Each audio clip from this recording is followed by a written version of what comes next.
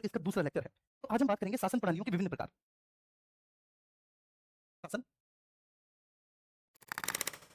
प्रणालियों के विभिन्न प्रकार, विभिन्न प्रकार, ठीक है? चलिए, हमें शासन प्रणालियों के बहुत सारे प्रकार देखने हैं आज, विभिन्न प्रकार देखने हैं।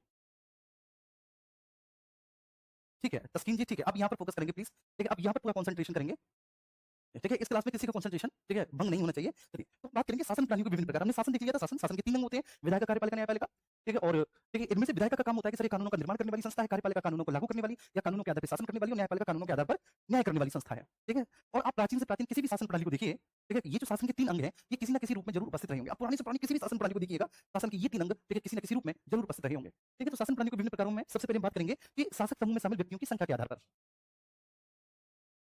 शासक समूह में शामिल व्यक्तियों की संख्या के आधार पर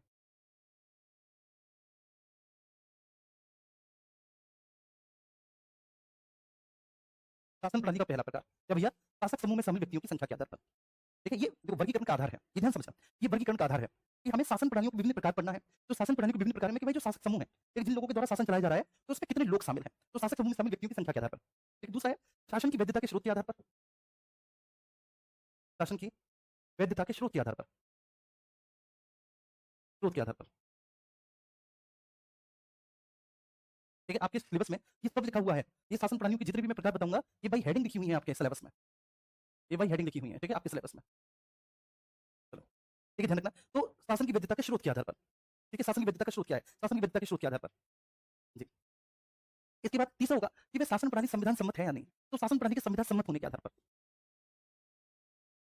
शासन प्रणाली के संविधान सम्मत होने के आधार पर, कि वह शासन प्रणाली संविधान सम्मत है अथवा नहीं, तो शासन प्रणाली के संविधान सम्मत होने के आधार पर, सम्मत होने के आधार पर। अभी आपको कुछ नहीं पता चला होगा, मुझे पता है, आधार पर। अगला है कि भाई केंद्र और राज्यों के मध्य संबंधों के आधार पर, केंद्र एवं राज्यों के मध्य संबंधों के आधार पर, केंद्र एवं राज्यों के मध्य संबंधों के आधार पर। इसमें आपको समझना ज्यादा है।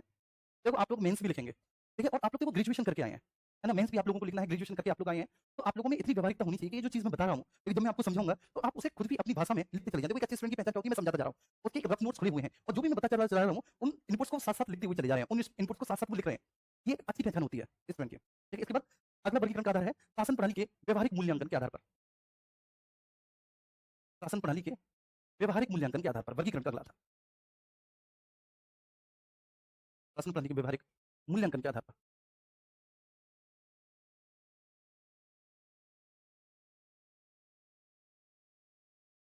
ठीक है? तो सर ये है शासन प्रणाली के विभिन्न प्रकार, ये जो आप देख रहे हैं, ठीक है? ये है मेरे प्यारे बच्चे शासन प्रणाली के विभिन्न प्रकार, जिनको आप देख रहे हैं। अभी जो शासन प्रणाली के विभिन्न प्रकार हैं, ये डिफरेंट डिफरेंट टाइप्स के आधार पर हैं, ठीक है? मतलब इनमें वर्गीकरण के बहुत सारे आधार हैं, इसमें वर्गीकरण के बहुत सारे आधार हैं। शासक समूह में शामिल जो वर्गीकरण है, इसमें आधार बहुत सारे हैं,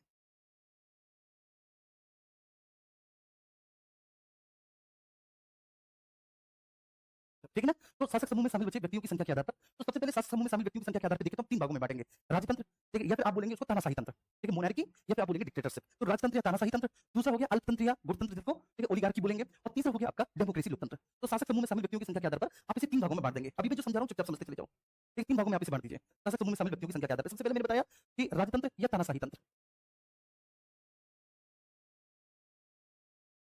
तानाशाही तंत्र। दूसरा हो गया अल्पतंत्र या गुटतंत्र, अल्पतंत्र या गुटतंत्र। और तीसरा हो गया आपका लोकतंत्र। तो भाई शासक समूह में शामिल व्यक्तियों की संख्या के आधार पर, देखिए शासक समूह में कितने व्यक्ति शामिल हैं, भाई शासक समूह में कितने व्यक्ति शामिल हैं, इसके आधार पर आप इसको 3 भागों में बांटेंगे। शासक समूह में कितने व्यक्ति शामिल, इसके आधार पर आप इसे 3 भागों में बांटेंगे। अब जो 3 भागों में आप बांटेंगे वह है राजतंत्र, तानाशाही तंत्र, अल्पतंत्र या गुटतंत्र, अल्पतंत्र या गुटतंत्र, ठीक है? और तीसरा होगा आपका लोकतंत्र, तीसरा होगा आपका लोकतंत्र। उम्मीद करता हूं कि भाई ये बात आपको समझ में बहुत अच्छे से आ गई होगी। अब शासन की वैधता के सोर्सेस के आधार पर कि शासन की वैधता का स्रोत क्या है, तो शासन की वैधता का स्रोत यदि धर्म है तो धर्मतंत्र, ये ध्यान रखना। शासन की वैधता का स्रोत यदि धर्म है तो धर्मतंत्र। शासन की वैधता का स्रोत यदि ताकत है, सत्ता है, शक्ति है, तो भैया जी हम बोलेंगे राजतंत्र। शासन की श्रोतता का जो आधार है बच्चे, वो एक कुलीनवाद है, वो उच्च वर्ग या उच्च वर्ण के लोगों को देखिए सत्ता में आने का है, तो उसको हम बोलेंगे कुलीन तंत्र, ठीक है? अभिजन तंत्र, अरिस्टोक्रेसी। और यदि शासन की वैधता का स्रोत लोग हैं तो हम इसको बोलेंगे लोकतंत्र। शासन की वैधता के स्रोत यदि लोक हैं तो उसको बोलेंगे लोकतंत्र। अब शासन प्रणाली के संविधान सम्मत होने के आधार पर दो प्रकार हैं, एक संविधानवाद और दूसरा गैर संविधानवाद। ठीक है बच्चे, तो एक होगा संविधानवाद और दूसरा होगा गैर संविधानवाद।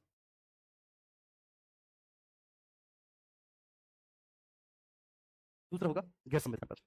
अब केंद्र एवं राज्यों के बीच जो संबंध है, केंद्र एवं राज्यों के बीच संबंधों के आधार पर तीन प्रकार की होगी है शासन व्यवस्था, परिसंघात्मक, संघात्मक और एकात्मक शासन व्यवस्था, और एकात्मक शासन व्यवस्था। ठीक है, लेकिन अगर आप शासन प्रणाली का व्यवहारिक मूल्यांकन देखें, कई बार शासन प्रणाली का व्यवहारिक मूल्यांकन हो जाता है, विभिन्न प्रकार के शासन प्रणाली को भिन्न-भिन्न नामों से जाना जाता है। ठीक है, तो कई बार इसको जैसे भीड़ तंत्र बोल दिया जाता है, शासन प्रणाली को मोबोक्रेसी। अधिकांशतः ये लोकतंत्र को बोला जाता है और आपके सिलेबस में सीधे-सीधे हेडिंग डली हुई है कि भाई लोकतंत्र को भीड़ तंत्र क्यों बोलेंगे, भीड़ तंत्र बोल दिया जाता है। कई बार इसको ठीक है धनतंत्र भी बोल दिया जाता है, धनतंत्र।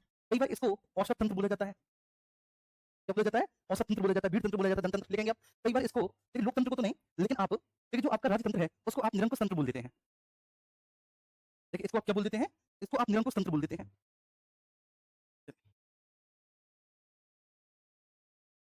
निरंकुश तंत्र बोला जाता है।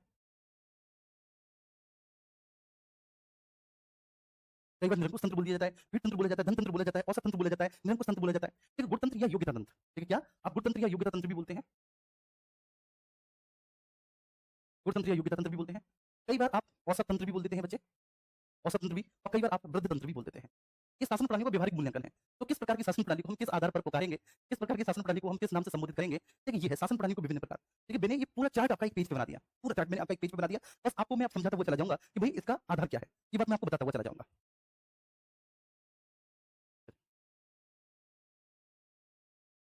बहुत सारे हमें सुझाव मिल रहे हैं। एक सुझाव मूलचंद जी का है। मूलचंद जी का सुझाव है कि दोनों के बीच में एक आवर मतलब हिस्ट्री और पॉलिटी, और 3 दिन तक हिस्ट्री और ज्योग्राफी चलेगा, तो बीच में एक आवर का लंच होना चाहिए। सही कह रहे हो मूलचंद?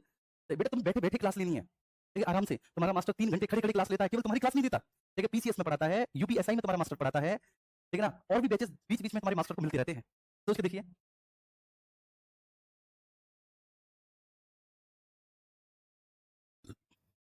आगे। तो बस आप देखो इस पर एक दृष्टि डालो तब तक।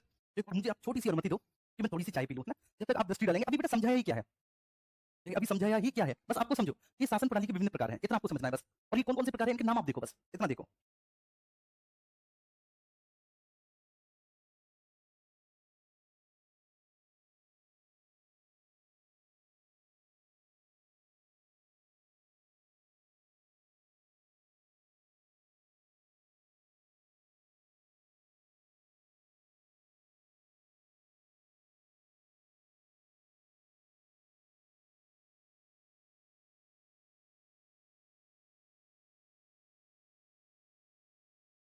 चलो वरना बीच-बीच में पीता रहूँगा, चलते हैं। देखो, ये है शासन प्रणालियों के विभिन्न प्रकार, different types of government system, शासन प्रणाली के विभिन्न प्रकार।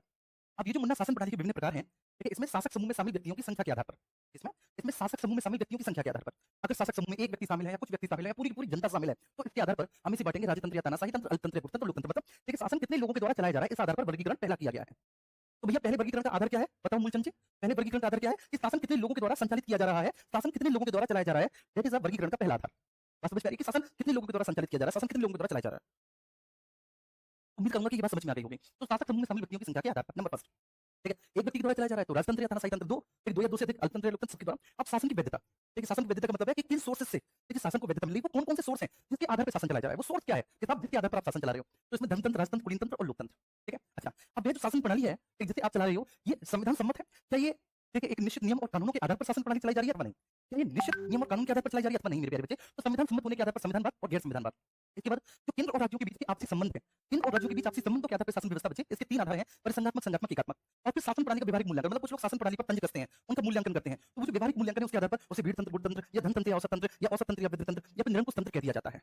ठीक है, क्लियर है? तो ये शासन प्रणालियों के विभिन्न प्रकार हैं। ठीक है, और आपके पूरे सिलेबस में इससे फालतू कोई एक चीज नहीं है। ठीक है, अगर ये आपने समझ लिया तो लाइफ जिंगालाला। ठीक है, पूरा राज्य, ठीक है, शासन प्रणाली, आपका सब कुछ क्लियर हो गया। हो गई चाय खत्म, ठीक है? आइए, अब सबसे पहले हम बात करेंगे शासन प्रणाली बेटा केंद्र और राज्यों के बीच संबंधों के आधार पर। सबसे पहले हम ये समझेंगे, ठीक है, इसको समझेंगे कि भाई केंद्र एवं प्रांतों के मध्य, या इसको आप राज्य भी बोलेंगे, प्रांत या राज्य भी बोलेंगे, संबंधों के आधार पर।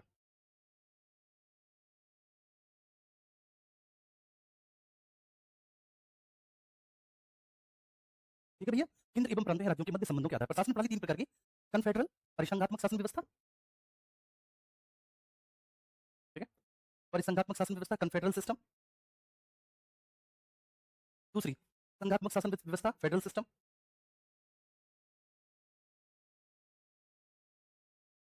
और तीसरी एकात्मक शासन व्यवस्था यूनिटरी सिस्टम।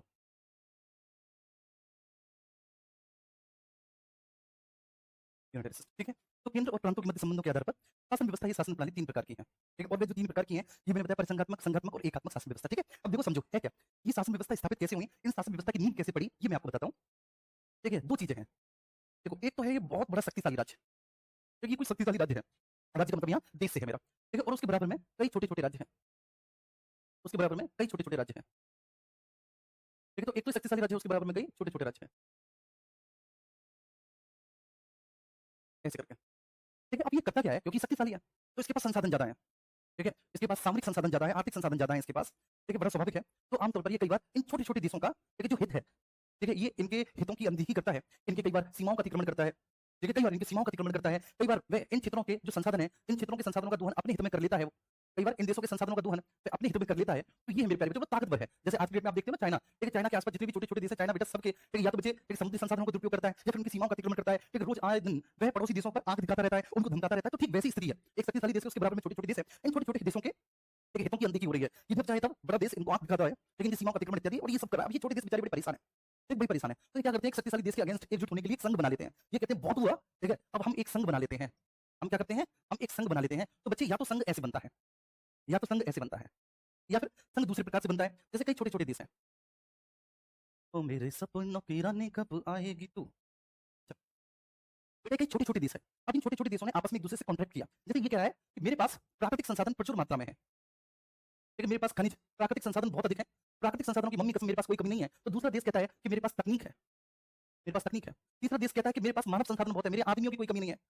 ठीक है, हम रोज़ाना भर-भर के बच्चा पैदा करते हैं। ठीक है, हम मतलब हमारे यहाँ ह्यूमन रिसोर्सेज़ खूब है, जितना चाहे आप उतना रिसोर्स लीजिए हमसे, कोई कमी नहीं है हमारे पास ह्यूमन रिसोर्स की। चौथा देश कह रहा है कि भाई ठीक है, हमारे जो विदेशी मतलब सॉरी मतलब एक के पास एक ने कह दिया कि तकनीक अच्छी है, एक ने कह दिया प्राकृतिक संसाधन, एक ने कह दिया मानव संसाधन, एक ने कह दिया कि हमारे पास खनिज बहुत अधिक मात्रा में है। खनिज बहुत अधिक मात्रा में है। ठीक है, कोई दूसरा कह दिया, ये कह रहा है कि साहब हमारे पास ठीक है, रक्षा तकनीक बहुत अच्छी है।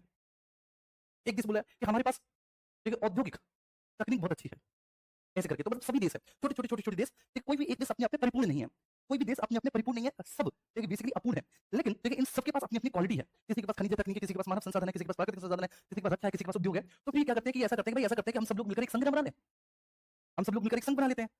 ठीक है, और जब हम लोग मिलकर एक संघ बना लेते हैं, तो अब सबका साथ सबका विकास। ठीक है, हम सब म्यूचुअली ग्रो करेंगे, सब म्यूचुअली ग्रो करेंगे। ठीक है, इसके पास प्राकृतिक, इसके पास मानव संसाधन, इसके पास तकनीक है, बच्चे हम सब एक हो जाएंगे, तो बड़ा स्वाभाविक है हम म्यूचुअल ग्रो करेंगे, हम सबका समान रूप से विकास होगा। तो ये दो आवश्यकताओं के तहत बच्चे संघ बनता है।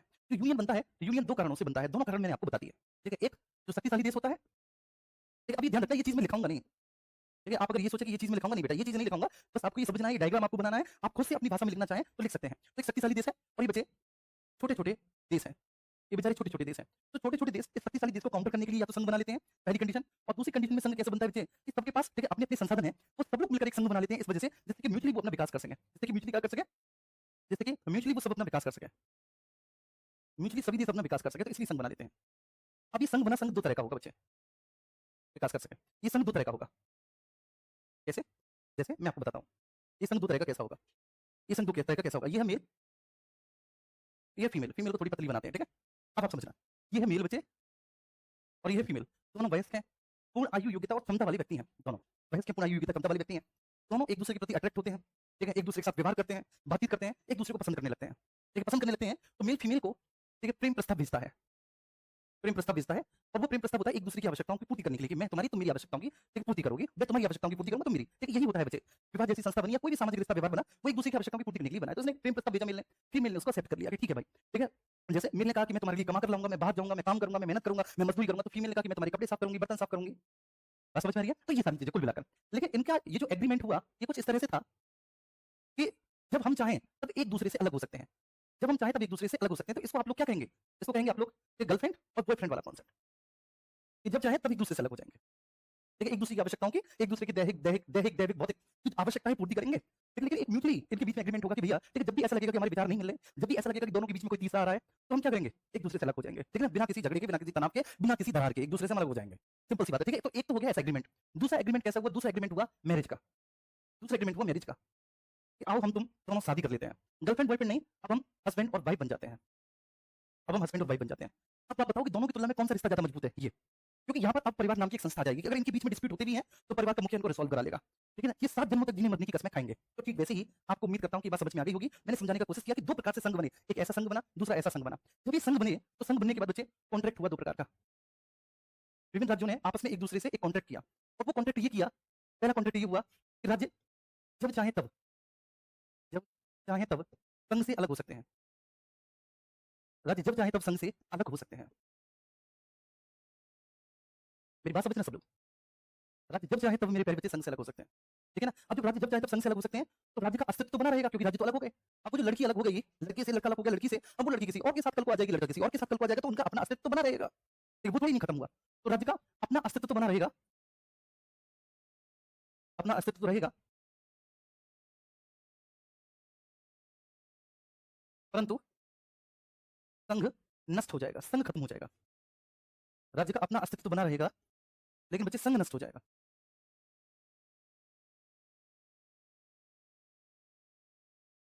संघ नष्ट हो जाएगा। क्या मेरी बात समझ में आ रही है?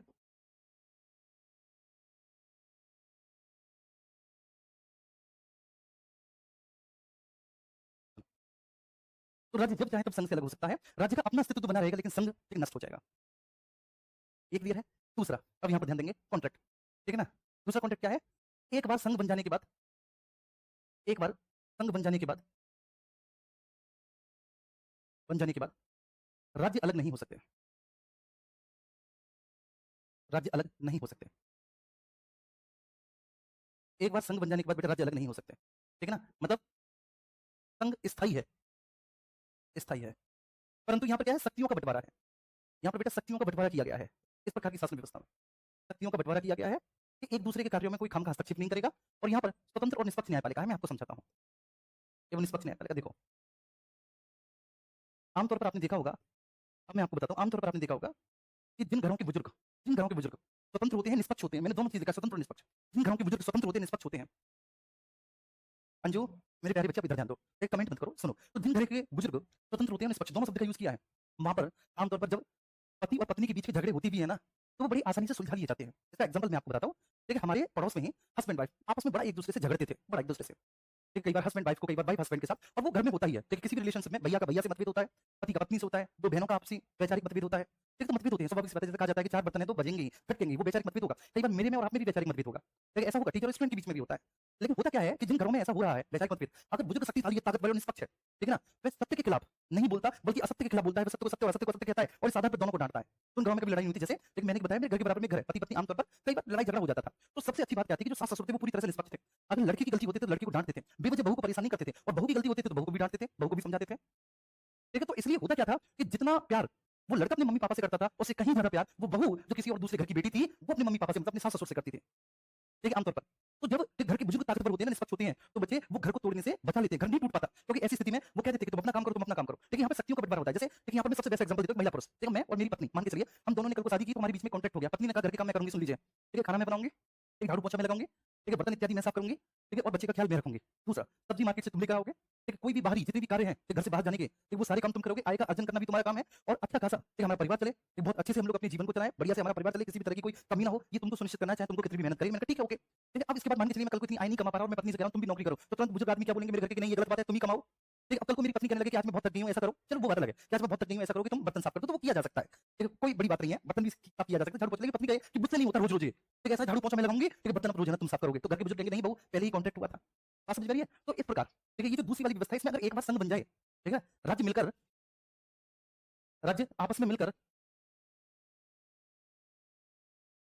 आपस में मिलकर यदि एक बार संघ बन जाने पर या एक बार संघ बन जाता है तो उसके बाद बेटा राज्य अलग नहीं हो सकते। तो एक बार संघ भी बन जाने पर फिर राज्य अलग नहीं हो सकते। तो इसके लिए राज्य अलग ना हो, ठीक है? तो क्या करना चाहिए बच्चे? राज्यों के बीच में मतभेद पैदा ना हो, तुम क्या करेंगे? शक्तियों का बंटवारा कर देंगे कि साहब ये तुम्हारा काम है, ये तुम्हारा काम है, ठीक है? और कोई भी एक दूसरे के कार्यों में हस्तक्षेप नहीं करेगा। जब शक्तियों का बंटवारा कर देंगे तो कोई भी एक दूसरे के कार्यों में हस्तक्षेप नहीं करेगा और यहाँ पर स्वतंत्र भी निष्पक्ष न्यायपालिका होगी। यहाँ पर भी क्या है भैया? यहाँ पर पहले से ही कॉन्ट्रैक्ट है कि विभिन्न राज्यों ने मिलकर एक संघ बनाया। ठीक है? अब राज्यों ने संघ बनाया तो जब तक भैया उनकी आपस में एक दूसरे से पटरी खाती है, वही गर्लफ्रेंड बॉयफ्रेंड वाला है कि ब्रेकअप करना बड़ा आसान होता है, बस मैसेज करना होता है कि आज से मैं ब्रेकअप कर रही हूँ, तुमसे बात खत्म। अब ऐसे में जैसे लड़की को कोई पैसे वाला लड़का मिल गया, या कोई और सुंदर मिल गया, सुंदर तो नहीं पैसे वाला मिलने पे आमतौर पे लड़कियां बोल देती है कि ठीक है और फिर वो कमी गिनाने लगती है, तू ऐसा है, तू ऐसा है, तू वैसा है। लड़के की समझ में आ गया, ठीक है, लड़का ने कहा कोई बात नहीं मेरी बहन, एक बहन तो नहीं कहेगा क्या? कोई बात नहीं बेटा मैं समझ गया, वो भी किसी अपने दूसरे अवसर की तलाश में वो भी कोई देखने लग जाता है कि उसे भी कोई मिल जाए। तो ये वाला कॉन्ट्रैक्ट है कि राज्य जब चाहे तब संघ से अलग हो सकते हैं। ठीक है, तो राज्य का अपना तो अस्तित्व रहेगा, परंतु संघ नष्ट हो जाएगा। राज्य का तो अपना अस्तित्व रहेगा, राज्य का पृथक, ठीक है, और राज्य का अपना स्वतंत्र अस्तित्व रहेगा, लेकिन संघ नष्ट हो जाएगा, संघ नहीं रहेगा। इस प्रकार की शासन व्यवस्था में तो कॉन्ट्रैक्ट है। ये कॉन्ट्रैक्ट कब? जब राज्यों ने आपस में मिलकर संघ बनाया था। आ रही है बात समझ में? ये कॉन्ट्रैक्ट है कब? जब राज्यों ने मिलकर संघ बनाया था। राज्यों ने मिलकर आपसी समझौते के तहत संघ बनाया था।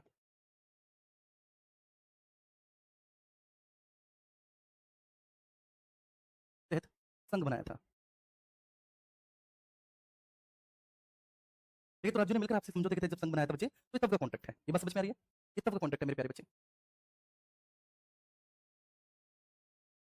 तब का कॉन्ट्रैक्ट है। और ये दो प्रकार का कॉन्ट्रैक्ट है, मैंने आपको समझाया। जब बच्चे राज्य जब चाहे तब संघ से अलग हो जाए, और दूसरा भैया राज्य आपस में एक दूसरे से अलग हो ही नहीं सकते। अगर एक बार बेटा तुम कॉन्ट्रैक्ट में आ गए तो फिर तुमको संघ से अलग होने का अधिकार नहीं है। यहाँ पर राज्यों को संघ से अलग होने का अधिकार है, यहाँ पर अलग होने का अधिकार नहीं है। मैं लिख देता हूँ, ठीक है, यहाँ पर राज्यों को संघ से अलग होने का अधिकार है ना बच्चे? यहाँ पर राज्यों को संघ से अलग होने का अधिकार है।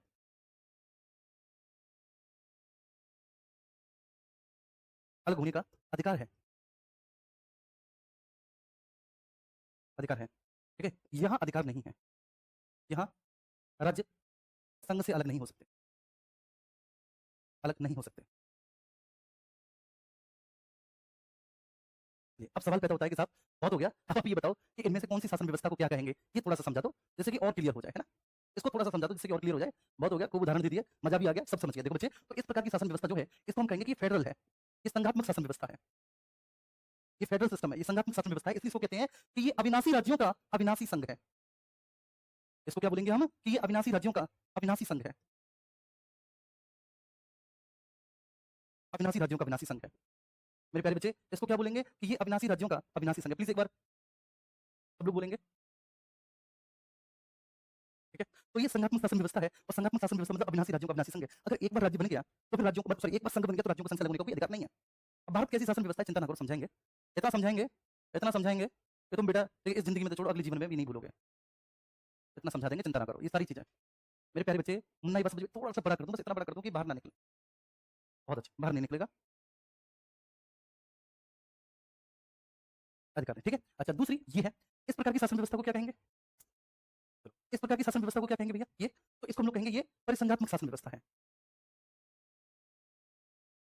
ये परिसंघात्मक शासन व्यवस्था है।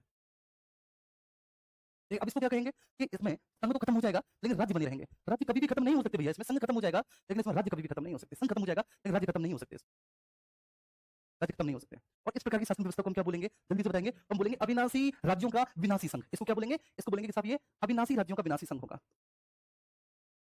अविनाशी राज्यों का विनाशी संघ होगा। ये अविनाशी राज्यों का विनाशी संघ होगा। ये बताइए समझ में सभी को? ठीक है, ये अविनाशी राज्यों का विनाशी संघ, ये विनाशी संघ मतलब इसमें बेटा राज्य अलग हो जाएंगे, संघ टूट जाएगा। कल को संघ था, आज नहीं है। ठीक है, ऐसा हो सकता है। यहाँ पर हमेशा हमेशा के लिए संघ रहेगा। इसका एग्जाम्पल है यूएसएसआर, और इसका एग्जाम्पल है बच्चे यूएसए। देखो, जब यूएसए बना था तब यूएसए भी परिसंघात्मक शासन व्यवस्था था। यूएसए बना था, यूएसए भी परिसंघात्मक शासन व्यवस्था था। वहां पर राज्य अलग हो सकते थे, लेकिन समय समय पर न्यायपालिका के द्वारा जो निर्णय दिए गए, न्यायपालिका के सुनाए गए निर्णयों ने ये बात प्रूव कर दी है कि जिन राज्यों से मिलकर यूएस बना है, यूनाइटेड स्टेट बना है, वो राज्य कभी अलग नहीं हो सकते, वो राज्य कभी। इसलिए यहाँ पर शक्तियों का बंटवारा किया जाता है। इसलिए ठीक है, अब ये दो प्रकार से बने हैं। ये तो ये बच्चे बने हैं कब? एक म्यूचुअली अंडरस्टैंडिंग से, जिससे कि अपना विकास कर सकें, या फिर ये बने हैं बच्चे किसी शक्तिशाली देश के विरुद्ध एक संघ के तौर पर निर्मित हुए हैं। शक्तिशाली देश के विरुद्ध एक संघ के तौर पर एक विकसित हुए, विकसित हुए। ठीक है, तो देखो इसमें क्या होगा कि छोटे छोटे देश मिलकर आपस में कॉन्ट्रैक्ट कर लेते हैं कि हम हमारे कुछ विषयों पर, छोटे छोटे देश मिलकर एक कॉन्ट्रैक्ट कर लेते हैं कि हम एक संघ बनाएंगे और हमारे कुछ विषयों पर संघ प्रशासन करेगा, हमारे कुछ विषयों पर संघ प्रशासन करेगा, हमारे कुछ विषयों पर संघ प्रशासन करेगा।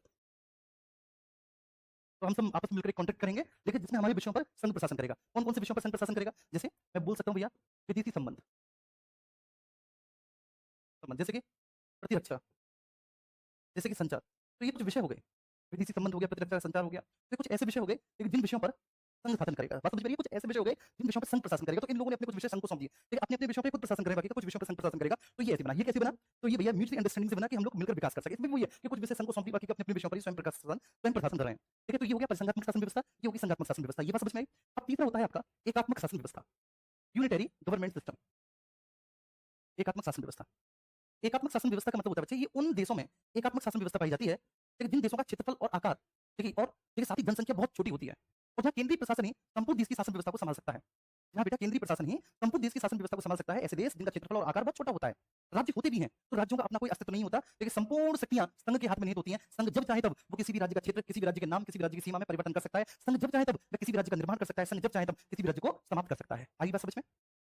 सोनी देवी, आपके समझाने का तरीका बहुत अच्छा है, थैंक यू। रविकांत कह रहे हैं आज की क्लास में राजनीतिक विचार क्यों लिखा है? रविकांत तुम ठीक कर दो, अगर तुम ठीक कर सकते हो तो करवा देंगे भाई। देखिए यहाँ पे जो चीज समझाई जा रही है वो कितनी महत्वपूर्ण है, यहाँ पे रविकांत का ध्यान नहीं है।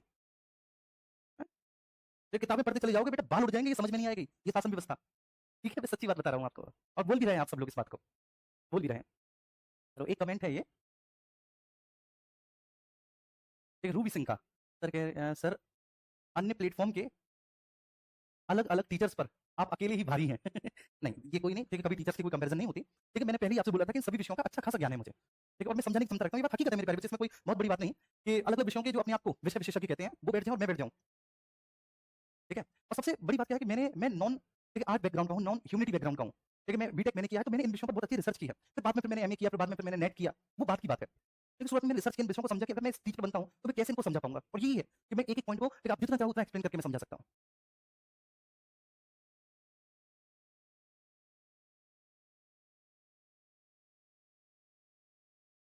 पूनम बेटा तुम गलत सोच रही हो, वो मेरे स्टूडेंट हैं, ठीक है, वो मेरे स्टूडेंट है एक्चुअली, बस ये है। चलिए आइए, ठीक है। तो पूनम समझ में आई ये बात, क्लियर है बेटा? तो आज के बाद ये ध्यान रखना, कई लोग क्या होते हैं कि बेटा जिनको सोशल मीडिया पे बहुत ज्यादा एक लाइव एक्सपोजर नहीं मिलता, जिनकी रील्स नहीं पड़ती, ये सब बात है, तो वो ठीक है बेचारे ठीक है सीमित रह जाते हैं, पता ही नहीं चल पाता उनके बारे में, जिनकी सोशल मीडिया पे रील्स वगैरह डल जाती हैं, ठीक है, लगता है आपको कि पता नहीं कितनी बड़ी टीचर है, जबकि वास्तविकता कुछ और है, ठीक है, ओके। ठीक है, आइए तो अब यहाँ पर एकात्मक शासन व्यवस्था, एकात्मक शासन व्यवस्था, ठीक है, हाँ मैं फिर से बता रहा हूँ, एकात्मक शासन व्यवस्था किन देशों में पाई जाती है, ठीक है, जहाँ पर जिन देशों का क्षेत्रफल एवं जनसंख्या बहुत कम होती है,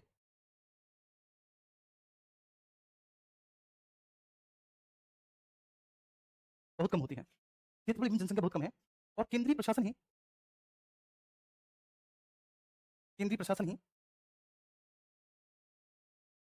संपूर्ण राज्य की प्रशासनिक व्यवस्था को संभालता है। केंद्रीय प्रशासन ही संपूर्ण राज्य की प्रशासनिक व्यवस्था को संभालता है, संभाल सकता है, ठीक है बच्चे, केंद्रीय प्रशासन ही संपूर्ण राज्य की प्रशासनिक व्यवस्था को संभाल सकता है।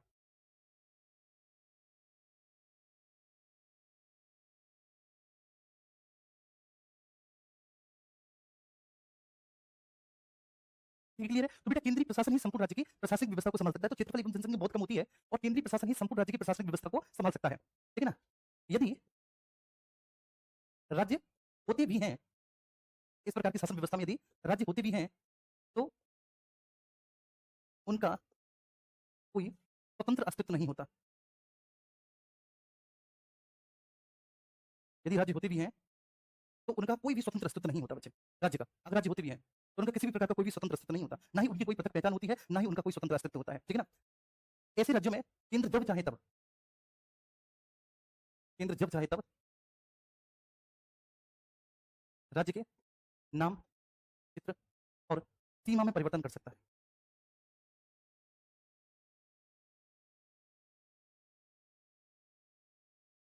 कर सकता है, ठीक है ना।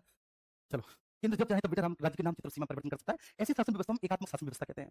चलो मेरी प्यारी बहन पूनम जो थी, कोई बात नहीं पूनम बेटा, इट्स ओके, ठीक है, आपको क्या ही पता, ठीक है, क्योंकि आप लोग वो सोशल मीडिया वाली दुनिया देखते हैं ना। जी हाँ, मैं आपको लिटरली बता रहा हूँ बेटा, कई अध्यापक, ठीक है ना, जो आज बहुत अच्छा कर रहे हैं, ये ठीक है ना, अब क्योंकि कोई बताता नहीं है, ठीक है, आज की डेट में गुरु का बोध किसी में नहीं है, कोई अध्यापक, ठीक है, ऐसे बहुत सारे अध्यापक जिन्हें आप ठीक है कहते हैं कि जीएस के बहुत अच्छे अध्यापक है, बड़े अध्यापक है, ठीक है, उन्होंने बाकायदा मेरे वीडियोस देखे हैं, मेरे लेक्चर्स देखे हैं, वो पढ़े हैं मुझसे, उन्होंने ठीक है मेरे नोट्स बनाए हैं और वो पढ़ा रहे हैं, इसमें मैं कुछ गलत नहीं मानता, ये अच्छी बात है, क्योंकि मैं भी कभी ना किसी का स्टूडेंट रहा हूँ, ठीक है, तभी तो मैं अध्यापक बन पाया, क्योंकि मैंने भी सीखा है। लेकिन बस ये है थोड़ा सा कि देखिए जैसे मेरे जो अध्यापक रहे मैं बोलता हूँ बड़े गर्व के साथ, और मैं जिनका अध्यापक नहीं रहा और जिनका अध्यापक रहा हूँ वो नहीं बोलते, ये थोड़ा सा है।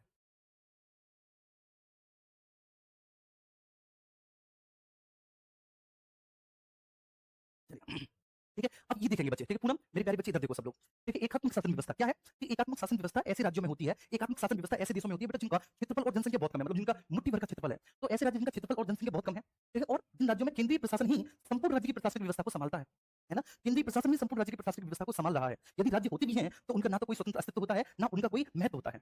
राज्य होते भी हैं तो ना कोई स्वतंत्र अस्तित्व और ना ही उनका कोई महत्व, एक वो केवल इसलिए है बच्चे कि वो सामान्य प्रशासन संभालने, वो नाम मात्र की इकाइयां हैं, इसलिए केंद्र जब चाहे तो बेटा राज्य के नाम, चित्र, सीमा में परिवर्तन कर सकता है, केंद्र जब चाहे तब बच्चे, ठीक है, राज्य का सृजन, ठीक है, अगर कोई राज्य नहीं है तो उस राज्य का निर्माण या राज्य की समाप्ति कर सकता है।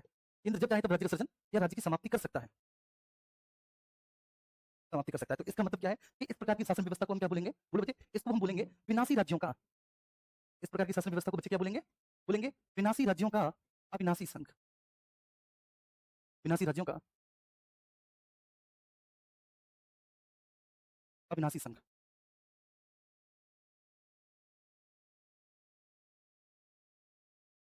ठीक है?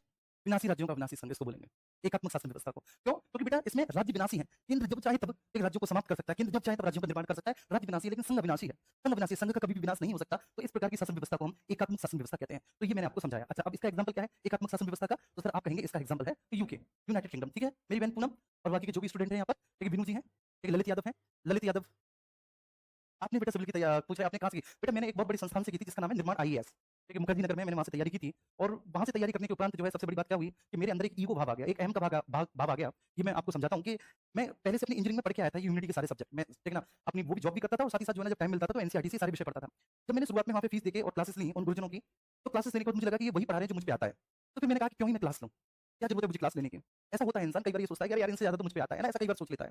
या फिर एक्चुअली जो मुझ पे आता था वो से जब पढ़ाते थे तो मुझे कॉन्फिडेंस था कि ये तो मुझसे पहले से ही आता है। और हुआ ये कि मैंने क्लासेस छोड़ दी, मैंने खुद से तैयारी करनी शुरू कर दी फीस देने के बाद भी।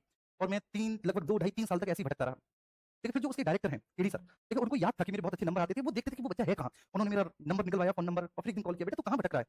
फिर मैं उनके पास आया और मैंने अपनी गलती स्वीकार की। उन्होंने कोई बात नहीं, गलती आपको जब भी हो जाए, समझ में आ जाए और तभी आप माफ़ी माँग लेते हैं, तो ये बहुत अच्छी बात होती है, सभी में क्षमाबोध होना चाहिए। उन्होंने कहा कोई बात नहीं तू कर। देखिए तो कई बार हम गलतियाँ कर बैठते हैं अपने जीवन में और हमें पता नहीं होता। हम अपने आप को खासकर तब जब गुरु से बड़ा मान लेते हैं। ठीक है, आज बहुत बातें हो गई। तो एकात्मक शासन व्यवस्था इसको हम क्या कहेंगे? विनाशी राज्यों का अविनाशी संघ कहेंगे। और ये यूके मीन्स बेटा इंग्लैंड, ब्रिटेन में इस प्रकार की शासन व्यवस्था होती है। ठीक है, ध्यान रखना। अब यहाँ पर मैं लिखता हूँ कि भाई एक तरफ संघात्मक शासन व्यवस्था, संघात्मक शासन व्यवस्था की क्या-क्या विशेषताएँ हैं, क्या-क्या पहचान है? जिन देशों में संघात्मक शासन व्यवस्था है, उनकी क्या-क्या विशेषता, क्या-क्या पहचान है? और जिन देशों में एकात्मक शासन व्यवस्था है, उनकी क्या-क्या पहचान है? क्या आज सभी रात 8 बजे वाली क्लास में आना, ठीक है? एक रात 8 बजे वाली क्लास की आदत डालो। आप सब लोग जिस तरह से आप 3:30 मतलब ये 3 और 4:30 बजे वाली क्लास लेते हैं, ऐसे ही 8 बजे वाली क्लास की भी आदत डालो। धीरे-धीरे बच्चे वो जो है ना, देखिए वो क्लास आपको समझ में अभी नहीं आ रहा, लेकिन लॉन्ग टर्म में समझ में आएगा। अपने गुरु की बात आप भी मानो कि वो आपको बहुत फायदा पहुँचाने वाली है, बहुत ज़्यादा। ठीक है, अब संघात्मक शासन व्यवस्था में बच्चे क्या है कि देखो संघात्मक शासन व्यवस्था में लिखित संविधान होता है। सबसे बड़ी बात क्या है? लिखित संविधान होता है। एक संघात्मक शासन व्यवस्था में शक्तियों का पृथक्करण और बँटवारा होता है। बँटवारा होता है। इसमें सर्वोच्च एवं स्वतंत्र न्यायपालिका होती है। इस प्रकार की शासन व्यवस्था में सर्वोच्च एवं स्वतंत्र न्यायपालिका होती है। न्यायपालिका के पास न्याय पुनरीक्षण के अधिकार होते हैं, अधिकार होते हैं। ठीक है? तो इसमें लिखित संविधान होता है, शक्तियों का पृथक्करण होता है, सर्वोच्च एवं स्वतंत्र न्यायपालिका होती है और न्यायपालिका के पास जुडिशियल रिव्यू, न्यायपालिका के पास न्याय पुनरीक्षण, न्यायपालिका के पास बेटा जुडिशियल रिव्यू, न्याय पुनरीक्षण का अधिकार होता है। ठीक है? ध्यान रखना। इस प्रकार की शासन व्यवस्था में दोहरी न्यायपालिका होती है। दोहरी न्यायपालिका मतलब संघ की भी न्यायपालिका होगी जो संघीय विषयों पर न्याय करेगी, ठीक है ना? और प्रांतों की भी अपनी न्यायपालिका होगी। दोहरी नागरिकता होती है, केंद्र की भी नागरिकता होती है बच्चे और राज्यों की भी नागरिकता होती है। दोहरी नागरिकता भी होती है, नागरिकता। देखिए शक्तियों का बँटवारा होता है। देखिए तो मैंने लिख दिया शक्तियों का बँटवारा होता है। संघ सूची, राज्य सूची, समवर्ती सूची होती है। संघ और राज्य सूची होती है आमतौर पर इस प्रकार के संविधान में। इस प्रकार के संविधान में बच्चे संविधान संशोधन बहुत कठिन होता है करना। संविधान संशोधन करना बहुत ज़्यादा कठिन होता है। इस प्रकार की शासन व्यवस्था में बहुत ज़्यादा कठिन होता है, ठीक है? तो लिखित संविधान होता है, शक्तियों का पृथक्करण, सर्वोच्च एवं स्वतंत्र न्यायपालिका, न्याय पुनरीक्षण, दोहरी न्यायपालिका, दोहरी नागरिकता, संघ और राज्य सूची का कॉन्सेप्ट होता है। संविधान संशोधन करना कठिन होता है और बच्चे प्रत्येक राज्य से समान प्रतिनिधित्व जाता है, ठीक है? जो वहाँ की राज्यसभा होती है, जो वहाँ के राज्यों का सदन होता है, कोई भी नाम हो राज्यों का सदन का, लेकिन जो भी राज्यों का सदन है मेरे प्यारे बच्चे, समान प्रतिनिधित्व जाएगा। जो भी राज्यों का सदन है, राज्यों के सदन से एक समान प्रतिनिधित्व, एक समान प्रतिनिधित्व, समान प्रतिनिधित्व, ठीक है? अब एकात्मक शासन व्यवस्था, इसके बारे में हम बात करेंगे। एकात्मक शासन व्यवस्था की सबसे बड़ी बात क्या होती है? इसमें अलिखित एवं विकसित संविधान होता है। जैसे यूके में अलिखित एवं विकसित संविधान होता है,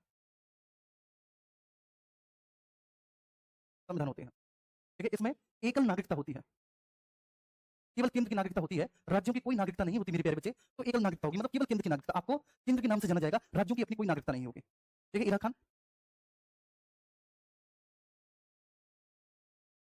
चलो आप नहीं नंबर ले पाए थे, चलो ये है नंबर मेरा 7409919906। ठीक है, आराम से नोट कर लो जिसके पास नहीं है। मुझे व्हाट्सएप मैसेज कर देना, प्लीज़ कॉल मत करना बेटा, मैं बहुत बिज़ी रहता हूँ, दिन में 6 से 7 घंटे मेरी केवल क्लास होती है। तो इसलिए मैं आपको रिप्लाई ज़रूर दूँगा, हो सकता है 4 दिन 5 दिन भी लग जाएँ, लेकिन रिप्लाई ज़रूर मिलेगा आपको, ये मेरा प्रॉमिस है। ठीक है? इसके अलावा आप टेलीग्राम पे, जो हमारा टेलीग्राम का ग्रुप है, वहाँ पर भी, ठीक है सर? तो इसमें अलिखित विकसित संविधान, एकल नागरिकता, केवल और केवल संघ की नागरिकता होगी। ठीक है? राज्यों की अपनी कोई नागरिकता नहीं होगी। यहाँ पर न्यायपालिका कमज़ोर होती है, कमज़ोर न्यायपालिका होती है किन देशों में? ठीक है? यहाँ पर संसदीय प्रभुता होती है, संसद की चलती है, न्यायपालिका कमज़ोर है और संसदीय प्रभुता का कॉन्सेप्ट होता है। ठीक है? ऐसे देशों में बच्चे संघ को अधिकार होता है, संघ को अधिकार होता है कि वह राज्यों के नाम, सीमा, क्षेत्र में परिवर्तन कर सके। राज्यों के नाम, सीमा और क्षेत्र में परिवर्तन कर सके, संघ को पूरा अधिकार होता है वैसे। राज्यों के नाम, सीमा, क्षेत्र में, ठीक है? इसके बाद राज्यों में राज्यपालों की नियुक्ति करके, राज्यों में बेटा राज्यपालों की नियुक्ति करी जाती है केंद्र के द्वारा, जो कि केंद्र का प्रतिनिधि होता है। केंद्र द्वारा, जो कि केंद्र का प्रतिनिधि होता है। ठीक है? ऐसे राज्यों में राष्ट्रपति शासन लगाया जाता है। राज्यों में राष्ट्रपति शासन राष्ट्रपति शासन। ठीक है? संसद को राज्य सूची के विषयों पर कानून बनाने का अधिकार भी होता है ऐसे राज्यों में। संसद को राज्य सूची के विषयों पर कानून बनाने का अधिकार भी होता है। विषयों पर कानून निर्मित करने का अधिकार होता है, बनाने का अधिकार होता है। ठीक है ना? और संविधान संशोधन करना बहुत सरल होता है ऐसे राज्यों में। ऐसे राज्यों में संविधान संशोधन करना सरल होता है। अब बेटा भारत एक ऐसा देश है हमारा, भारत एक ऐसा देश है जिसमें संघात्मक शासन व्यवस्था है, लेकिन एकात्मकता की ओर झुकाव है। मतलब भारत में इन दोनों के गुण पाए जाएंगे। हमारे भारत में इन दोनों के गुण पाए जाएंगे। तो आप कहें सर कि भारत की शासन व्यवस्था कैसी है, इस आधार पर अगर आप देखें कि सर भारत की शासन व्यवस्था कैसी है, भारत की शासन व्यवस्था कैसी है, इस आधार पर आप देखें, तो मैं कहूंगा कि भारत की शासन व्यवस्था के बारे में बेटा ध्यान रखना कि संघात्मक शासन व्यवस्था है। तो संघात्मक शासन व्यवस्था तो डॉक्टर भीमराव अम्बेडकर साहब ने भी बोला है, बाबा साहब ने बोला कि हम एक संघात्मक शासन व्यवस्था वाले देश हैं, परंतु एकात्मकता की ओर हमारा झुकाव है। क्यों है ये मैं आपको बताऊंगा, परंतु एकात्मकता की ओर झुकाव है, झुकाव है। ठीक है? तो भारत एक संघात्मक शासन व्यवस्था वाला देश है, भारत संघात्मक शासन व्यवस्था वाला देश है, ठीक बच्चे? और लेकिन एकात्मकता की ओर जो है उसका क्या है, झुकाव है।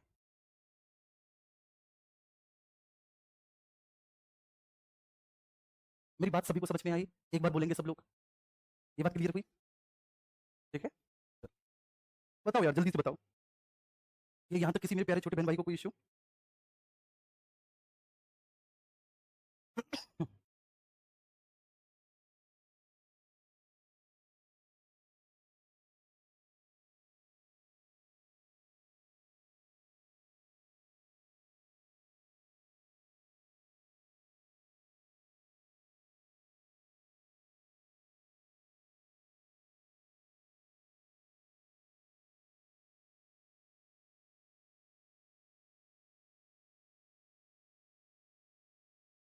ठीक है?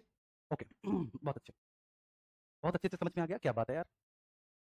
बस यही मैं समझाना चाह रहा हूँ, अच्छे से समझ में आ रहा है। देखो भारत की शासन व्यवस्था संघात्मक शासन व्यवस्था एकात्मकता की ओर झुकाव है। मतलब देखिए आमतौर पर भारत की शासन व्यवस्था संघात्मक है, लेकिन भारत में संघात्मक शासन व्यवस्था के बहुत सारे तत्व हैं। अब देखो भारत में संघात्मक शासन व्यवस्था के कौन सारे तत्व हैं, मैं उन्हीं पर देखिए बच्चे टिक लगाऊंगा। भारत में लिखित संविधान है, भारत में शक्तियों का पृथक्करण है, भारत में सर्वोच्च एवं स्वतंत्र न्यायपालिका है, न्यायिक पुनरीक्षण है, लेकिन भारत में दोहरी न्यायपालिका नहीं है, भारत में दोहरी नागरिकता नहीं है, भारत में संघ राज्य सूची संपत्ति सूची है, भारत में संविधान संशोधन करना कठिन है, कुछ प्रावधान ऐसे हैं जिनमें संशोधन करना कठिन है। भारत में राज्यों के सदन मतलब जो राज्यसभा है उसमें समान प्रतिनिधित्व नहीं है, असमान प्रतिनिधित्व है, तो ये भी भारत में नहीं है। भारत में वे कौन कौन से तत्व हैं जो एकात्मक शासन व्यवस्था के हैं? हमारे संविधान में एकात्मक शासन व्यवस्था के कौन कौन से तत्व हैं? तो हमारे यहाँ एकल नागरिकता है, कमजोर न्यायपालिका नहीं है, हमारे यहाँ संसदीय प्रभुता भी नहीं है क्योंकि न्यायपालिका मजबूत है, राज्यों के नाम सीमा क्षेत्र में संसद को देखिए परिवर्तन करने का अधिकार इनफैक्ट हुआ है, राज्यों को बदल भी सकती है, राज्यों को खत्म भी कर सकती है, नए राज्यों का निर्माण भी कर सकती है, राज्यपालों की नियुक्ति की जाती है, राज्यों में राष्ट्रपति शासन की व्यवस्था है, संसद को राज्य सूची के विषयों पर कानून बनाने का अधिकार भी है, और हमारे यहाँ कुछ प्रावधान ऐसे हैं जो संविधान संशोधन करना सरल है। तो इसलिए बोला गया कि हमारी शासन व्यवस्था में कुछ प्रावधान तो संघात्मक शासन व्यवस्था के हैं और कुछ प्रावधान एकात्मक शासन व्यवस्था के हैं। तो इसलिए क्या बोला गया बच्चे, संघात्मक शासन व्यवस्था परंतु एकात्मकता की ओर झुकाव। ठीक है? क्या होती है एकात्मक शासन व्यवस्था, क्या होती है संघात्मक शासन व्यवस्था, क्या होती है संघात्मक, क्या होती है परिसंघात्मक शासन व्यवस्था, ये मैंने आपको बताया है ना। और किसको हम बोलेंगे अविनाशी राज्यों का विनाशी संघ, किसको हम बोलेंगे अविनाशी राज्यों का विनाशी संघ, किसको हम बोलेंगे अविनाशी राज्यों का विनाशी संघ, और किसको हम बोलेंगे विनाशी राज्यों का सॉरी विनाशी राज्यों का विनाशी संघ, किसको बोलेंगे? तो ये सारी बातें मैंने आपको समझा दी। लेकिन बिल्कुल शुरुआत में आएंगे, तो अब जब शुरुआत में आएंगे तो यहाँ पर समझेंगे हमने ये समझ लिया परिसंघात्मक, संघात्मक और एकात्मक शासन व्यवस्था। अब देखो शासक समूह में शामिल व्यक्तियों की संख्या के आधार पर, अगर शासक समूह में केवल एक व्यक्ति शामिल है, अब मैं इनको देखो लिखवाऊंगा नहीं केवल समझाऊंगा। शासक समूह में शामिल व्यक्तियों की संख्या के आधार पर अगर एक व्यक्ति शासक समूह में शामिल है तो राजतंत्र या तानाशाही तंत्र हो सकता है। बस एक बात ध्यान रखना, जब एक व्यक्ति के हाथों में शासन की सारी शक्तियां नहीं हों, मतलब एक व्यक्ति ही विधायिका है, एक व्यक्ति कार्यपालिका है, एक व्यक्ति न्यायपालिका है, ये आईएएस में पूछा गया था 2019 में कि राजतंत्र किसे कहते हैं। तो जब एक ही व्यक्ति विधायिका है, एक ही व्यक्ति कार्यपालिका है, एक ही व्यक्ति न्यायपालिका, ठीक है, तो ऑब्वियस सी बात है राजतंत्र है।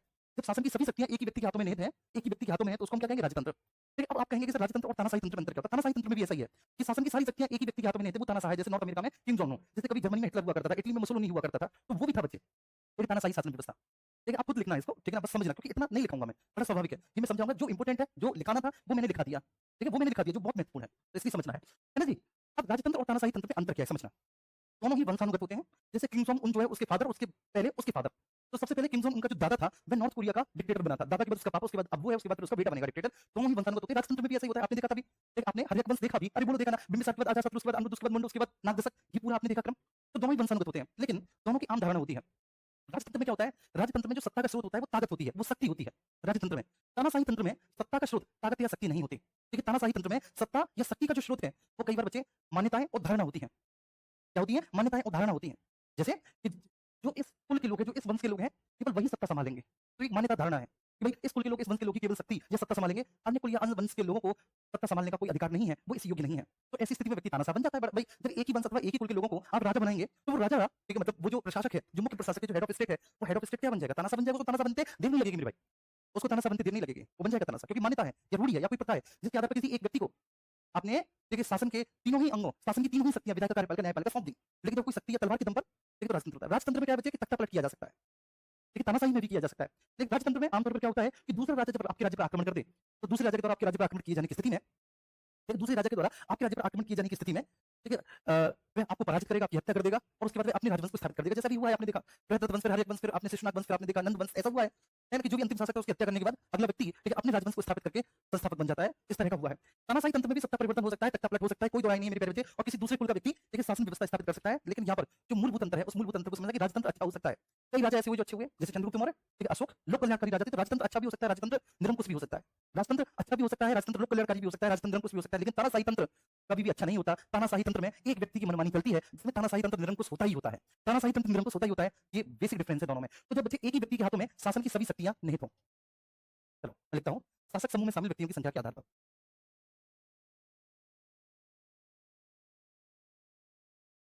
शासक समूह में शामिल व्यक्तियों की संख्या के आधार पर बेटा, बस इस कॉन्सेप्ट को आप समझो और खुद अपनी भाषा में लिख लेना। इतने तो पढ़े लिखे सब लोग हो भाई, ग्रेजुएशन करके आए हो। व्यक्तियों की संख्या के आधार पर और शासक समूह में शामिल व्यक्तियों की संख्या के आधार पर अगर आप बात करें, तो राजतंत्र या तानाशाही तंत्र, दोनों में मैंने अंतर बता दिया। दूसरा बच्चे अल्पतंत्र या गुरतंत्र,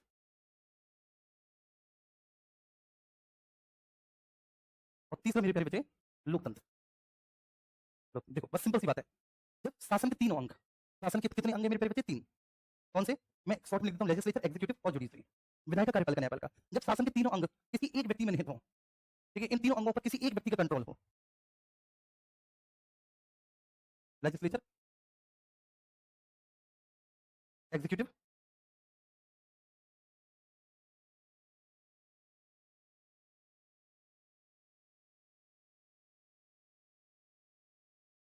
और जुडिशरी, जुडिशरी, ठीक, जब शासन के तीनों अंगों पर बच्चे किसी एक व्यक्ति का कंट्रोल हो, राजतंत्र, तानाशाही तंत्र। अंतर क्या है राजतंत्र में? देखिए, सत्ता का जो स्रोत है, देखिए, वो क्या है बच्चे? शक्ति है। देखिए, इसमें मान्यताएं, धारणाएं हैं। देखिए, तानाशाही तंत्र में मान्यता, धारणाएं हैं बच्चे, तानाशाही तंत्र में शक्ति नहीं है इसमें। तो इसलिए तानाशाह नहीं बना कि उसके पास में शक्ति है, ठीक, मान्यता, धारणा। ठीक, लेकिन मूल अंतर ये है कि अच्छा भी हो सकता है, बुरा भी हो सकता है, ये बुराई होगा, ये निरंकुश ही होगा। मूल अंतर ये है बस। ठीक है, जब बच्चे शासन के ये तीनों अंग जो हैं, ठीक है, जब लेजिस्लेचर, एग्जीक्यूटिव और जुडिशरी, जब शासन के तीनों अंगों की शक्तियां दो या अधिक व्यक्ति के हाथों में हो, शासन के तीनों अंगों की शक्तियां दो या अधिक लोगों के हाथों में हो, तो इसको अल्पतंत्र या गुणतंत्र, मतलब कुछ लोग मिलकर शासन चलाते हैं, इसको अल्पतंत्र या गुणतंत्र कहते हैं। ठीक है, और जब बच्चे जनता के हाथ में निहित हो, जहां जनता ही विधायिका, जहां जनता ही कार्यपालिका और जहां जनता ही न्यायपालिका का चुनाव करती है, जहां जनता ही कार्यपालिका, जहां जनता ही न्यायपालिका और जहां जनता ही विधायिका का क्या करती है बच्चे? चुनाव करती है। ठीक है, तो जनता के बीच में से ही विधायिका, जनता के बीच में से ही कार्यपालिका और जनता के बीच में से ही न्यायपालिका आती है। जनता के बीच में से ही न्यायपालिका आती है। तो जनता के बीच में से विधायिका, कार्यपालिका और न्यायपालिका आती है, जनता के बीच में से आती है मेरे प्यारे बच्चे, तो उसको हम लोग क्या कहते हैं? लोकतंत्र कहते हैं, जब जनता करती है चुनाव। क्लियर है? हाँ, तानाशाही का संबंध बेटा क्रूर शासन से ही है, बिल्कुल। अब जैसे आपने किंग जॉन उन का सुना होगा कि किंग जॉन उन ने केवल अपने एक अधिकारी को बच्चे इसलिए तोप से उड़वा दिया कि उसने उसकी बेटी से बात कर ली थी, उसकी बेटी को कुछ इंस्ट्रक्शन दिए थे। लेकिन भ्रष्टाचार के आरोप में बच्चे वो ऐसे करता है कि किसी अधिकारी ने भ्रष्टाचार कर दिया, ठीक है, तो उसको ग्लूटेन से कटवा देता है, उसको नदी में फेंकवा देता है, फिर उसको तोप की गोली से उड़वा देता है, चौराहे पे गोली मरवा देता है। ये क्या निरंकुश तंत्र ही है? एक बार थम्स अप करेंगे सब लोग। ये कौन है भाई? इरा खान। अरे मेरी बहन, हाँ,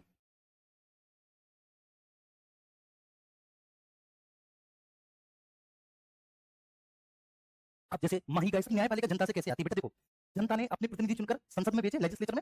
भाई जनता ने अपने प्रतिनिधि चुनकर संसद में भेजे, ठीक है। अब जिस भी पॉलिटिकल पार्टी का बहुमत होगा, मैंने बताया था आपको, है ना, जिस भी पॉलिटिकल पार्टी का बहुमत होगा वो अपनी सरकार बनाएगी, एग्जीक्यूटिव। ठीक, अब वो जो एग्जीक्यूटिव के सदस्य हैं, वो एग्जीक्यूटिव के सदस्य जुडिशरी के सदस्यों को चुनेंगे। वो एग्जीक्यूटिव के सदस्य जुडिशरी के सदस्यों को चुनेंगे, तो ऑब्वियस सी बात है बेटा, जनता के द्वारा चुना गया कि नहीं? यही कॉन्सेप्ट है, जनता के द्वारा चुना गया कि नहीं? बात समझ में आ रही है? जनता के द्वारा चुना गया कि नहीं? तो ये कॉन्सेप्ट होता है कि जनता के द्वारा चुनी जाती है जुडिशरी। ठीक है, जैसे सिंपल सी बात है, ठीक है, मैंने आपको, ठीक है, कोई भी वस्तु दी, मैंने आपको कोई वस्तु दी, मैंने कहा कि इरा बहन इसको संभाल के रखना, माही बहन इसको संभाल के रखना, इस वस्तु को मैं तुम्हें दे रहा हूँ। तुमने कल को वो किसी और दूसरे शख्स को दे दी, तो कहीं ना कहीं वो मेरी वस्तु तो किसी और दूसरे शख्स के पास पहुंच गई ना। लेकिन स्रोत कौन होगा? देने वाला कौन होगा? मैं। जब बेशक आपने दी, लेकिन जो पहला व्यक्ति जिसने दिया आपको, वो मैं हूँ। फिर भी आपका कमेंट दिखता है बेटा, बिल्कुल दिखता है।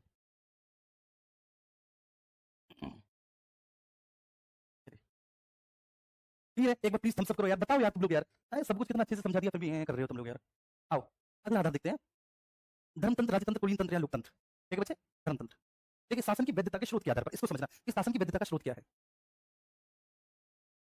शासन की वैधता का स्रोत समझना कि शासन की वैधता का स्रोत क्या है। अगर ठीक है किसी धार्मिक कानून के आधार पर जैसे कोई भी धार्मिक ग्रंथ है, उस धार्मिक ग्रंथ में लिखी हुई जो भी बातें हैं वो संविधान का कार्य है। मेरी बात समझना, किसी भी धार्मिक ग्रंथ में लिखी हुई जो भी बातें हैं, उस धार्मिक ग्रंथ में लिखी हुई बातें बेटा संविधान का कार्य कर रही हैं, मतलब विधायिका का कार्य कर रही हैं। ठीक है, और उस धर्म का जो प्रधान है वो हेड ऑफ स्टेट है। उस धर्म का प्रधान हेड ऑफ स्टेट है। जैसे वेटिकन सिटी में, वेटिकन सिटी का शासन जो है मेरे प्यारे बच्चे, वो बाइबल के आधार पर चलाया जाता है। तो बाइबल में जो भी लिखा हुआ है ठीक है वो कानून है। ठीक है, बाइबल में जो भी लिखा हुआ है वो कानून है। जो ईसाई धर्म का मुखिया है, जो ईसाई धर्म का सबसे ठीक है बड़ा संत है वो या पादरी, ठीक है वो हेड ऑफ स्टेट है, वो वेटिकन सिटी का राज्याध्यक्ष है। ठीक है, वो कार्यपालिका का प्रमुख है, वो हेड ऑफ स्टेट भी है। और न्यायपालिका भी वही हेड ऑफ स्टेट है, क्योंकि वो धार्मिक कानूनों के आधार पर न्याय करेगा। तो ऐसी शासन व्यवस्था को धर्मतंत्र, जैसे कई राज्य हैं, ठीक है जैसे ईरान, अफगानिस्तान वगैरह, यहाँ पर ऐसा ही है कि जो कुरान या शरीयत में लिखा है ठीक है वो उनके लिए कानून है, जो कुरान और शरीयत में लिखा है। ठीक है, जो उस धर्म का सबसे प्रमुख व्यक्ति है, सबसे बड़ा व्यक्ति है, खलीफा, ठीक है वो हेड ऑफ स्टेट है, वो धार्मिक प्रधान है। और कुरान में लिखी गई, हदीस में लिखी गई मान्यताओं के आधार पर निर्णय दिया जाता है। कुरान में लिखा है कि आप 4 विवाह कर सकते हैं तो करिए। कुरान में लिखा है कि आप इस तरह से अपने विवाह विच्छेद कर सकते हैं, तो विवाह विच्छेद की प्रक्रिया ये है, आप विवाह विच्छेद करिए। बस समझ में आ रही है? तो जहाँ सब बच्चे जो है ना धार्मिक आधारों पर शासन चलाया जाता है धर्मतंत्र। राजतंत्र मैंने बता दिया, ठीक है कि राजा ही सत्ता का स्रोत है। ठीक है, शासन की सारी शक्तियां राजा में नहीं है, शासन की संपूर्ण शक्तियां राजा में नहीं है। राजा ही विधायिका है, राजा ही कार्यपालिका है, राजा ही न्यायपालिका है। राजतंत्र, कुलीन तंत्र, जहाँ उच्च वर्ण या उच्च वर्ग के लोग शासन की सभी शक्तियों को अपने पास धारण कर लेते हैं, इसको अरिस्टोक्रेट बोलते हैं। उच्च वर्ण के लोग, जहाँ उच्च वर्ण या उच्च वर्ग के लोग देखिए शासन की समस्त शक्तियों को देखिए अपने आप धारण कर लेते हैं, ठीक है अपने आप अपने अंदर धारण कर लेते हैं। जैसे मान के चलिए कुलीन वर्ग, उच्च लोग जो उच्च जातियों से आते हैं, वर्ग से आते हैं, वर्ण से आते हैं। आमतौर पर अरिस्टोक्रेसी ये यूरोप में चलती थी। तो यूरोप में देखिए कुछ ऐसे वर्ग होते थे जिनको समाज में एक प्रमुख राजनीतिक स्थान प्राप्त होता था, और केवल उसी वर्ग के लोगों को एक राजा या रानी ठीक है या फिर उसी वर्ग के लोगों को एक शासन सत्ता दी जाती थी। शासन की महत्वपूर्ण शक्तियां उसी को, शेष वर्ग के लोगों को नहीं। तो उसको कुलीन तंत्र कहेंगे। और लोकतंत्र तो तुम्हें पता ही है कि जब जनता की इच्छा के आधार पर कानून बनता हो, जब जनता की इच्छा के आधार पर कानूनों को लागू कराया जाता हो, जब जनता के द्वारा बनाए जाने वाले कानूनों के आधार पर न्याय दिया जाता हो, तो उसी को हम लोग क्या बोलेंगे, लोकतंत्र बोलेंगे। जहां संविधान शासन के आधार पर चलाया जाता है संविधानवाद, जहां पर संविधान शासन के आधार पर नहीं चलाया जाता गैर संविधानवाद। ठीक है, अब मैं आपको ये जरूर समझाऊंगा कि संविधानवाद और गैर संविधानवाद क्या होता है। जहां पर मुझे लगेगा वहां पर मैं लिखवाऊंगा। ठीक है, तो शासन के संविधान सम्मत होने के आधार पर, शासन के संविधान सम्मत होने के आधार पर, शासन के संविधान सम्मत होने के आधार पर,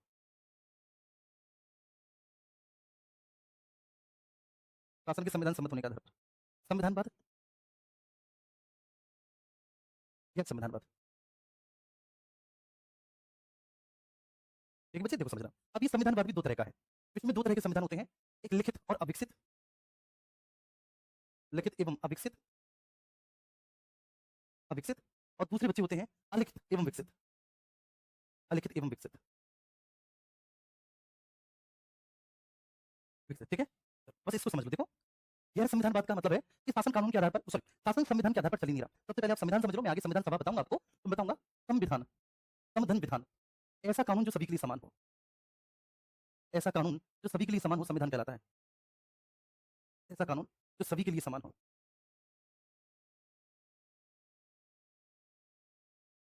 समान हो, संविधान कहलाता है। ऐसा कानून जो सभी के लिए समान हो वो क्या कहलाता है, संविधान कहलाता है। उसको आप संविधान कहेंगे। ऐसा कानून जो सबके लिए समान हो, सभी के लिए समान हो, संविधान कहेंगे। ठीक है, अब संविधान बच्चे दो प्रकार का, लिखित और अविकसित। मतलब लिखित है जैसे यूएस का लिखित है, अविकसित मतलब संविधान संशोधन होता रहता है, संविधान संशोधन होता रहता है, नए नए प्रावधान जोड़े जाते हैं। भारत का, हमारे ठीक है प्यारे भारत का ऐसा ही है, लिखित है, लिखा हुआ है। संविधान नामक एक बृहत कानूनी दस्तावेज है, संविधान नामक एक बृहत कानूनी दस्तावेज है जिसमें 22 भाग है, 395 अनुच्छेद, 12 अनुसूचियां हैं, ठीक है प्रस्तावना है, और उसमें संशोधन भी समय के साथ साथ होता रहता है। तो लिखित एवं अविकसित है। अविकसित क्योंकि संविधान संशोधन होता रहता है और लगातार उसका विकास होता रहता है संविधान संशोधन के माध्यम से, तो अविकसित है, लेकिन रिटन है, लिखित है। दूसरा है अलिखित एवं विकसित। और ये जो अलिखित एवं विकसित है ये कहाँ का, यूके का। यूके में क्या होती है बच्चे, जो प्रथाएं होती हैं, जो रूढ़ियां होती हैं, प्रथाएं रूढ़ियां ठीक है परंपराएं जो सदियों से चली आ रही हैं, वे लगातार बच्चे रिफाइंड होती चली जाती हैं, वे परिपक्व होती हुई चली जाती हैं, और वे परिपक्व होकर संविधान का रूप ले लेती हैं, संविधान का रूप ले लेती हैं। ठीक है, अब यहाँ पर होता क्या है कि संविधान नाम का कोई दस्तावेज नहीं है, यहाँ पर कोई अलग दस्तावेज नहीं है जहाँ पर कानून लिखा गया हो, यहाँ कोई अलग, ठीक है, यहाँ पर कोई अलग कानूनी दस्तावेज नहीं है, यहाँ पर कोई अलग कानूनी दस्तावेज नहीं है,